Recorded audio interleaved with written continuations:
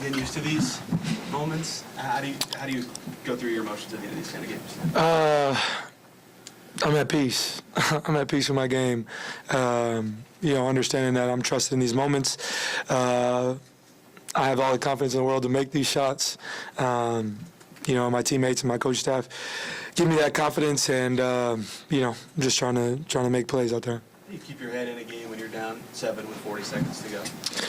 It's the NBA. Crazier things have happened. It's just what basketball is, and especially the end of our season has looked a lot like this. We've had many games where you could take a screenshot at any moment and be like, how did they win this game, But we just have a resilient group, man. We just figure out ways to win. We don't give up, and we're battle-tested. As a group, we've basically been together for about 2 years now. And that continuity has been really good for us. We've had to figure out so many different ways to win.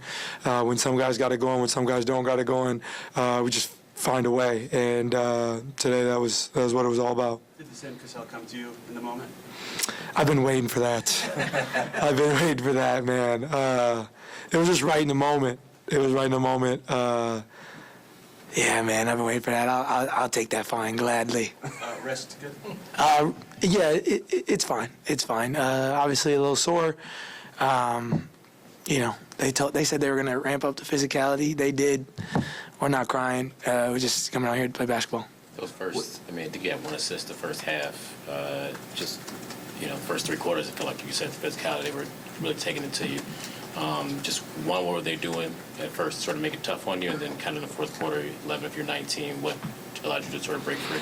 Yeah, they were just in a full deny, trying to take me completely out, and that's something we've seen from some teams this year, and I thought we just did a great job of staying with it.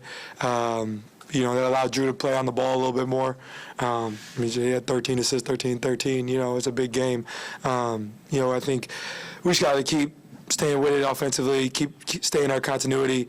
It's junk defense, and just trying to put some more variation in the game. They got a bunch of different guys out there that are in full deny on me, and I just have to, keep my head. I think it's easy to get frustrated in that moment, but, teammates, coach staff told me to stay with it, and, I was just able to break loose there at the end of the game.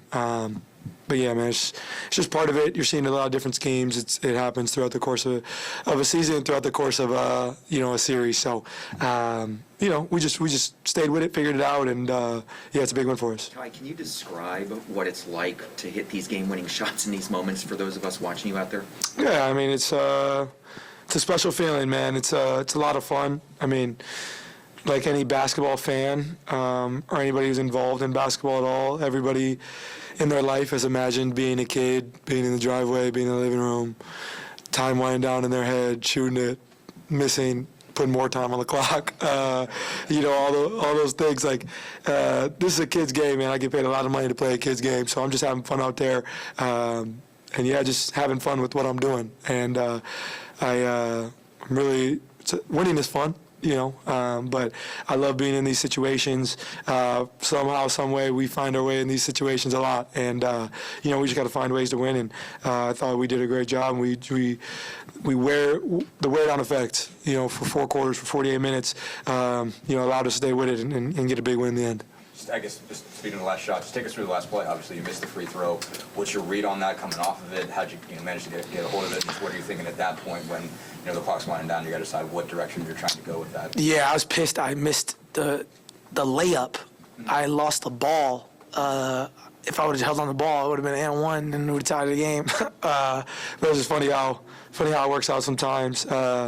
Ball came off, I jumped to grab it, and I was going to shoot the floater right there. I kind of was looking around, but I just wanted to get out to the top. And then I just saw me and Ty Jerome at the top of the key. I had space, and just trying to make a play. I felt comfortable there, and just knocked it down. But, I think there were so many plays that led up to that moment that were so big.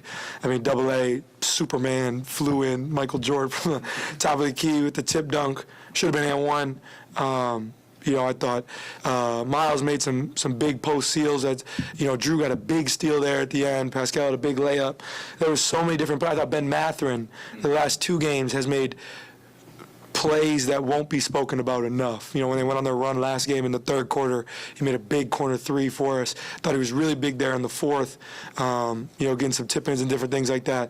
We just figured it out, man. We have so many different guys who chip in and play a part in these wins, and a total team effort, man. It's not, there's so many things that lead up to that play. Yes, that's one shot, but there's so many plays that lead up to that, and that's a total team win for us, and that's who we are. You know, we're not a one-man show. We don't, you know, we have so many different guys who can chip in, get in double figures. I mean, we had 6 guys in double figures tonight, you know, and that's been the theme for us in our success many times. So we're just trying to play the right way, and you know, we're a resilient group, and I'm really proud of our group for this effort tonight. Speaking of that, Rick obviously goes with a whole sub lineup at the end of the third, and then you, Drew, Miles all go all 12, and it's your top 6 guys in the fourth quarter entirely.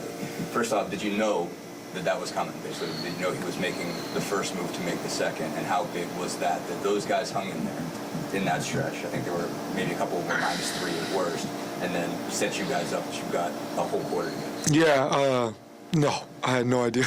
I had no idea what was going on.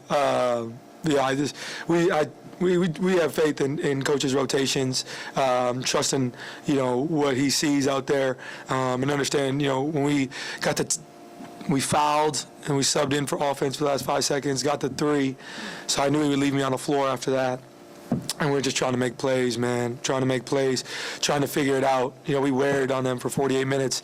At the end of it, you know, they came out, pressed us full court, you know, they played more our style.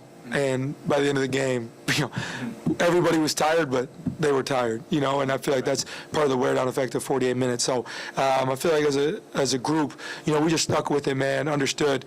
We went down 17 in the first quarter. We just talked, hey, we were down 17 against Milwaukee, and we figured out, let's win every quarter by 6. Win the second quarter by 6. Lose the third quarter. So we knew we had ground to make up, and we just figured it out, man. And like I said, man, we're a really resilient group, and I'm really proud of our group. Ty, how big is it just to be up 2-0 in the series heading back to Gainbridge, a place that you guys have found success in? Yeah, huge, man, huge. You know, I always say, you know, playoff series don't start till, you know, somebody wins a road game, or we won 2. And, you know, we're going back home where we've had a lot of success over the last 2 years in the playoffs. But I think you have to understand, being down 2-0, losing both on your home floor, they're going to come to play desperate. And, you know, this is a team who they don't lose often. You know what I mean? So coming in today, we expected a punch, and we were have to weather the storm. Well, they threw a big punch, you know, there in the first quarter, and we weathered that storm. And so we got to be ready to expect that in the third quarter, in Game 3. Obviously, they're dealing with some injuries, and we don't know who's going to play, but that doesn't matter. We have to keep the focus on us and play pacer basketball, and I think that's going to be the big thing going into Game 3 is continuing to be who we are. I mean, the past 2 games, we've had 17 turnovers both games. That is not who we are. You know, we really have to improve there. I feel like, you know, kudos to them for what they're doing defensively, but I feel like a lot of those are unforced. And so we'll watch the film. We'll figure out how we can be better there. We out-rebounded them today, which is shocking to see because it didn't feel like that. But there's so many areas where we feel like we can improve, and that's the good thing about it. Good thing about this series, you're up 2-0, but you still know there's a lot to improve on. So, you know, it's the great thing about going home. We're going to get 2 days, you know, everybody take care of their body, get to sleep in their own bed a little bit, and play at home in front of the greatest fans in the NBA. So it's going to be a lot of fun. Tyrese, do you feel like you feed off of that overrated chance that the Cavs fan base was giving you? Yeah, I mean, sure. Yeah, that one was unexpected. I didn't know we had beef, but yeah, I guess that. I mean, good for them, man. That came out of nowhere, but it's just. I think now that label's there, they're all. That's what it's going to be every time we play somebody. Every time on the road, he'll probably follow me until the next poll comes out, and then we'll see if I'm number 1 again. But, you know, for me, I just control what I can, man. Yeah, I mean, overrate that.